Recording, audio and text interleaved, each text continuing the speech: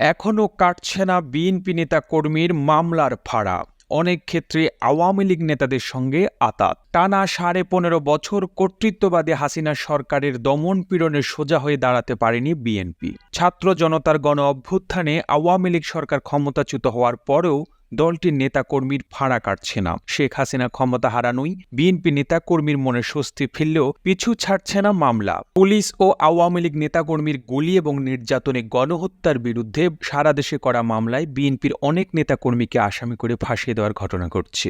এর নেপথ্যে রয়েছে দলটির ঘরোয়া বিবাদ ও নেতৃত্বের প্রতিযোগিতা। এক পক্ষ আরেক পক্ষকে ঘায়েল করতে মামলাকে অস্ত্র হিসেবে ব্যবহার করছে, আবার নিজ নিজ এলাকায় আধিপত্য জারি রাখতে কৌশলে ঠুকে দেওয়া হচ্ছে মামলা। কিছু মামলায় নিরীহ ও সাধারণ মানুষের নামও ঢুকিয়ে দেওয়া হচ্ছে। তবে বিএনপি নেতারা মনে করছেন এই রকম ঘটনা গভীর ষড়যন্ত্রের অংশ। পুরো মামলা প্রক্রিয়াকে বিতর্কিত করতে এই কাণ্ড ঘটানো হতে পারে। অনেক ক্ষেত্রে আওয়ামী লীগের সঙ্গে আঁতাতের অভিযোগের প্রমাণ মিলছে। গত 5 আগস্ট ছাত্র জনতার অভ্যুত্থানে আওয়ামী লীগ সরকারের পতনের পর সারা দেশে ওই দলটির নেতাকর্মী ছাড়াও তাদের দোসর হিসেবে প্রশাসনের চিহ্নিতদের বিরুদ্ধে একের পর এক মামলা হচ্ছে। এরকম অন্তত 5টি মামলা বিশ্লেষণ করে দেখা গেছে সেখানে আসামির তালিকায় ওপরে শেখ হাসিনা সহ ওই দলের জ্যেষ্ঠ নেতাদের নাম রেখে সুকৌশলে বিএনপি নেতাকর্মীর নামও জুড়ে দেওয়া হয়েছে, যারা বিগত দিনে আন্দোলন সংগ্রামে রাজপথে ছিলেন, সক্রিয় রাজনীতিতে আছেন। এমন নেতার নাম দেখে বিস্মিত দলটির নেতাকর্মীরা। তারা অভিযোগ করেন কোনো ক্ষেত্রে বিএনপির কতিপয় নেতা আওয়ামী লীগের স্থানীয় বিত্তশালী নেতার সঙ্গে যোগ সাজসে তাদের নাম মামলা থেকে বাদ দিচ্ছেন। টাকার বিনিময়ে তাদের অপকর্ম দেওয়া হচ্ছে ছায় চাপা। আবার কোনো ক্ষেত্রে আওয়ামী লীগ নেতারা বাদীকে নানাভাবে প্রভাবিত করে পছন্দমতো মামলায় আসামি হিসেবে ঢুকিয়ে দিচ্ছেন। বিএনপির জ্যেষ্ঠ যুগ্ম মহাসচিব রুহুল কবির রিজভী গণমাধ্যমকে বলেন,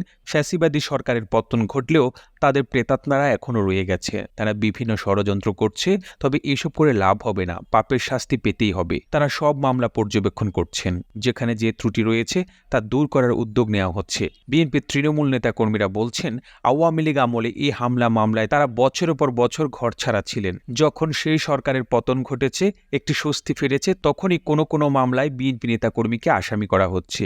এতে একদিকে মামলার ভিত্তি যেমন দুর্বল হচ্ছে, তেমনি ক্ষতি হচ্ছে পুরো দলের।